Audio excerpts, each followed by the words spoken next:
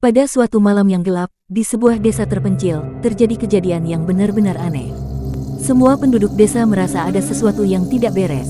Mereka merasa seperti ada kehadiran gaib yang mengintai di balik pepohonan dan di sudut-sudut rumah mereka. Salah satu penduduk desa, Pak Slamet, adalah seorang petani yang selalu berpegang teguh pada kepercayaan leluhurnya. Dia percaya bahwa ada makhluk halus yang menghuni hutan di sekitar desa. Suatu malam, ketika dia sedang pulang dari sawah, dia melihat sesosok bayangan besar berdiri di tengah jalan setapak. Bayangan itu tampak seperti manusia, tetapi memiliki mata merah menyala dan kulit yang mengkilap. Pak Slamet merasa takut, tetapi dia tidak ingin menunjukkan ketakutannya. Dia berbicara dengan suara lantang. Hai, siapa kamu? Kenapa kamu mengganggu desa ini? Jangan bikin resah penduduk desa, aku memohon kepadamu. Bayangan itu tidak menjawab, tetapi hanya menatap Pak Slamet dengan mata merahnya yang menakutkan. Pak Slamet merasa tubuhnya membeku dan dia tidak bisa bergerak. Bayangan itu kemudian menghilang begitu saja, meninggalkan Pak Slamet dalam kebingungan dan ketakutan. Kejadian aneh ini membuat seluruh desa menjadi resah. Beberapa penduduk desa mulai melakukan ritual-ritual kuno untuk mengusir makhluk halus.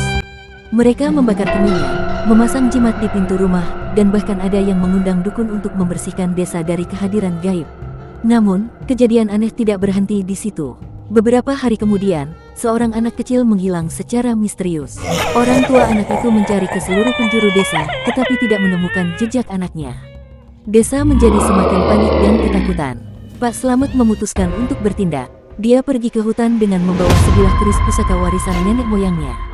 Di tengah hutan, dia bertemu lagi dengan bayangan itu. Kali ini, dia tidak takut lagi. Dia mengeluarkan keris dan berbicara dengan tegas. Siapa kamu sebenarnya? Kenapa kamu bikin resah desa ini? Dan kemana anak kecil yang hilang dari pantauan orang tuanya? Bayangan itu akhirnya menjawab dengan suara serak. Aku adalah roh penunggu hutan ini.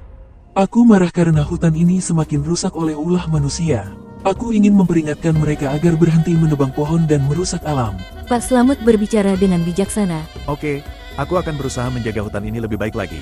Tapi tolong jangan ganggu lagi penduduk desa ini, dan kembalikan anak kecil dari persembunyianmu. Bayangan itu mengangguk dan menghilang. Sejak saat itu, desa tidak lagi mengalami kejadian aneh. Penduduk desa belajar untuk hidup berdampingan dengan makhluk halus dan menjaga alam dengan lebih baik. Dan begitulah, kejadian aneh di desa itu menjadi legenda yang diceritakan turun-temurun. Penduduk desa selalu menghormati hutan dan berusaha menjaga keseimbangan antara manusia dan makhluk gaib.